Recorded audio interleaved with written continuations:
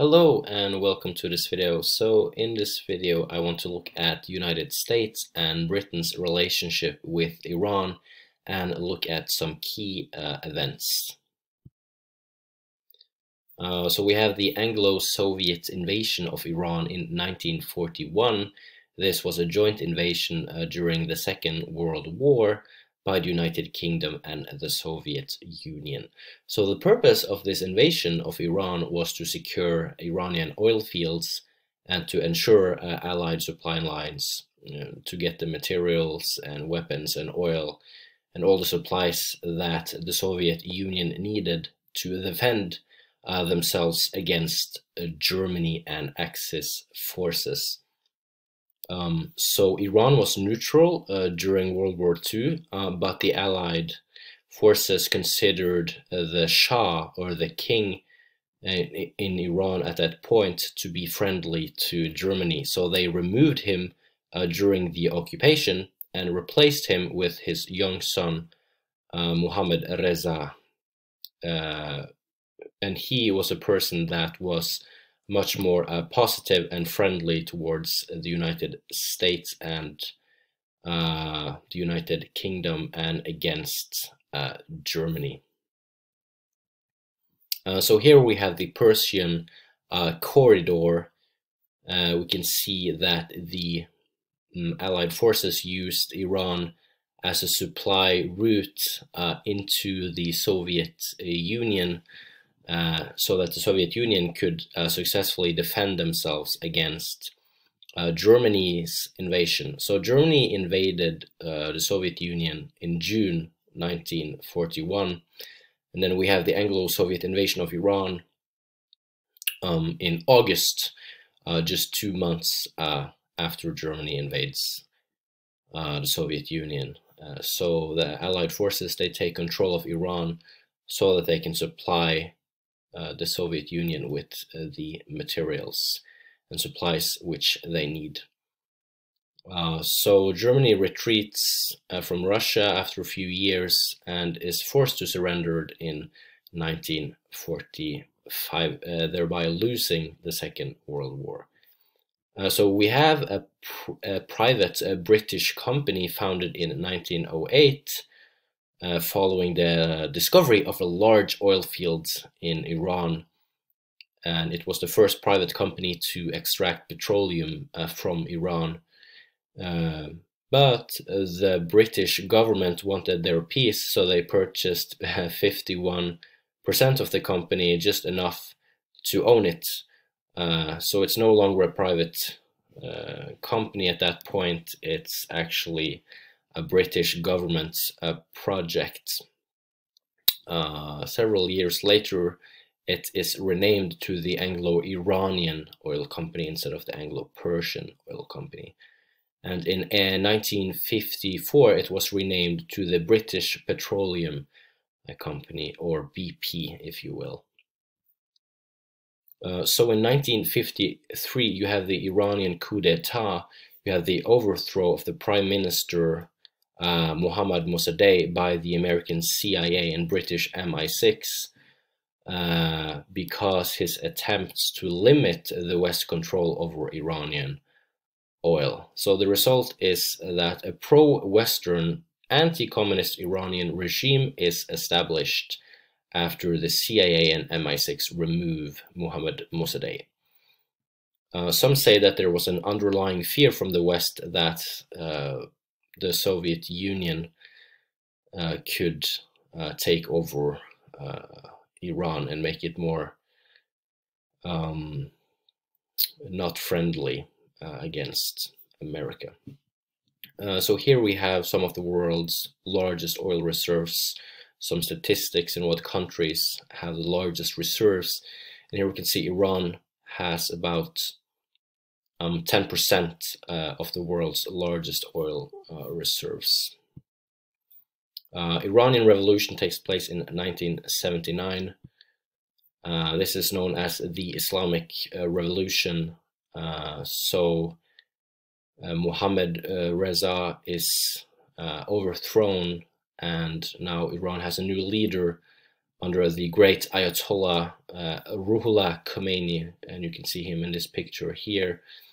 So Mohammad Reza was from 1941 until 1979, the year of the revolution, and he was supported by the US and the UK all the way through. Ruhollah Khomeini is very anti-American, anti-Israel. And then we have the Iran hostage crisis.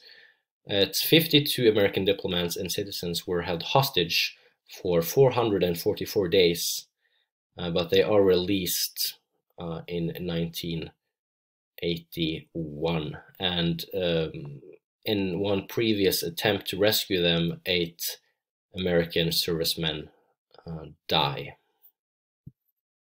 1 year after the revolution, we have the Iran-Iraq war initiated by Iraq. So Iraq decides to invade Iran in 1980, just 1 year after the revolution in Iran. And so the United States, they have chosen Iraq to be their proxy in the Middle East to counter Iran's power.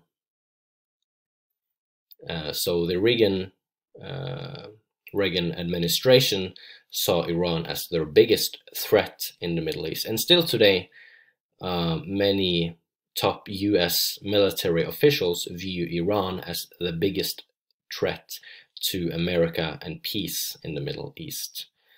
So the US gave Iraq billions of dollars worth of economic aid, technology, weaponry, military intelligence, and special operations training.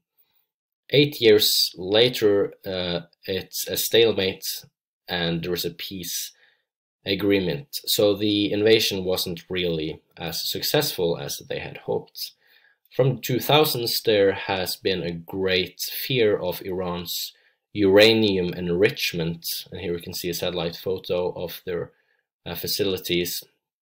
Iran wants to use this nuclear energy for energy supplies in Iran, but many people have said that they want to use this for nuclear weapon capabilities, and Iran themselves have said many times that they want to completely destroy the state of Israel, and they want to completely wipe them off the face of the earth. So you can understand why people have been critical of their nuclear capabilities.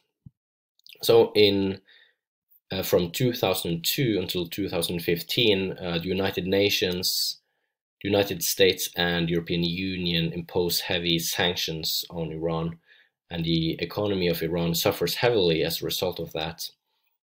And in 2015, we have the famous Iran deal. Here you can see Obama, and he was really the front man of this deal. And under this deal, Iran agrees to limit its nuclear activities and to allow the international inspectors to really inspect their uranium enrichment facilities. In return, that the West lifts their economic sanctions on the country. A few years later, Trump abandons the Iran deal, and he even reinstates sanctions against Iran and the countries that trade with it. And he gets support from Israel, Saudi Arabia, Egypt, Bahrain, and United Arab Emirates because they believe Iran is using these economic gains because of the sanctions were lifted to continue their activities to destabilize the region in the Middle East by developing ballistic missiles and supporting terrorist groups in the region, in Yemen and in Syria, and even some terror groups that frequently try to attack Israel. And so Trump wasn't a big fan of this deal, so he reimposed pressure on Iran because of their support for Hezbollah, Hamas, and other terrorist organizations in the Middle East. Of course, Iran themselves view these groups to be national liberation movements, but in the eyes of the West, they are clear terrorist organization. So Iran lies in a really strategic place where a lot of the oil reserves in the world are located in Saudi Arabia, Qatar, Kuwait, Iraq, and United Arab Emirates. And these nations trade with the United States and Asia, and a lot of ships come into this strait and this Gulf to load up on oil, and then the ships go out again to deliver their oil to Asia and to the West. And Iran has many times threatened America that they will close the Strait of Hormuz because the Americans have a lot of economic sanctions on Iran, which is really destroying Iran's economy. And here we can see some things that happened this year. US deploys military operations and military assets to the Persian Gulf to pressure Iran. Iran shoots down a drone, and then we have Iran seizing a British tanker. They released them, the tanker and the crew, 2 months later. And then we have maybe the biggest attack on the Saudi Arabia's oil facility, which is called Saudi Aramco in Saudi Arabia. So the United States, the United Kingdom, and other European nations claim that Iran was behind these attacks, and they claim they have 100% proof that the Iranians were behind this. Of course, the Iranians claim themselves that they had nothing to do with this attack. World's top 10 oil exporters. Here we can see a list. 5 of them are located in the Persian Gulf, and 5 of them are considered to be United States allies in the region. And of course, it's a lot to do with the oil that these countries export to America, Europe, and Asia. Iran's economy is under huge pressure due to the economic sanctions from the West, but they have a huge friend in Russia, because Russia and Iran have a similar interest in the region, and they also are not very friendly towards the West. So Russia has decided now to give Iran a $5 billion loan to help them with their economy. So obviously the relationship with Iran and the United States and the United Kingdom and the West in general is very complicated and a very strained relationship throughout the years. The West has continued to put pressure on Iran to stop its nuclear project where they enrich uranium to really invest in nuclear warhead capabilities.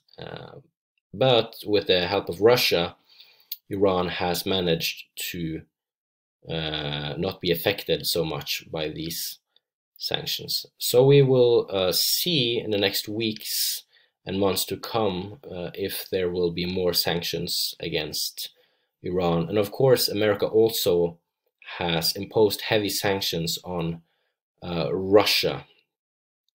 So the relationship between the United States, Russia, and Iran is very, very tense at the moment, and that's why I made a video about this just now. So here are some of the sources that I used for this video.